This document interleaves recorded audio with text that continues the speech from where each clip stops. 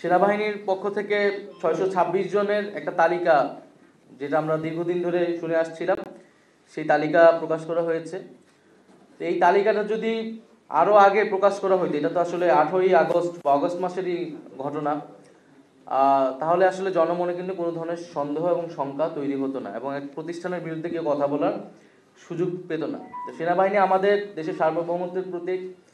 আমরা চাই যে এবং সেনাবাহিনী এই গণ অভ্যুত্থান এবং পরবর্তী সময়ে যে ভূমিকা পালন করতেছে সেটা অবশ্যই গুরুত্বপূর্ণ।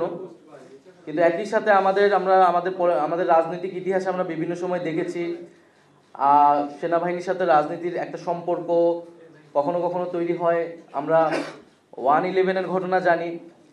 এই সকল ঘটনা কিন্তু আমাদের গণতন্ত্রের জন্য, আমাদের রাষ্ট্রের জন্য এবং আমাদের সেনাবাহিনী প্রতিষ্ঠান হিসেবে কারোর জন্য কিন্তু কখনোই ভালো ফলাফল নিয়ে আসেনি। ফলে সেই বিষয়টা যাতে আমরা সকলেই বিবেচনা করি, যার যেটা কাজ, যার যেটা দায়িত্ব, সেটাই যাতে সে পালন করে। আমরা বিগত আমলে রাষ্ট্রের বিভিন্ন প্রতিষ্ঠানের বিরুদ্ধে বিভিন্ন প্রতিষ্ঠানকে দলীয়করণ করা হয়েছে।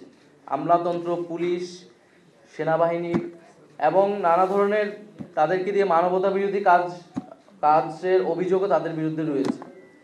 ফলে প্রত্যেকটা প্রতিষ্ঠানই এই সময়টায় এসে একটা বিচারের মধ্য দিয়ে যারা অভিযুক্ত তাদেরকে শায়েস্তা করবে এবং প্রতিষ্ঠানগুলোকে রাষ্ট্রীয় জনগণের প্রতিষ্ঠান হিসেবে পুনঃপ্রতিষ্ঠা করবে, এটাই আমাদের প্রত্যাশা।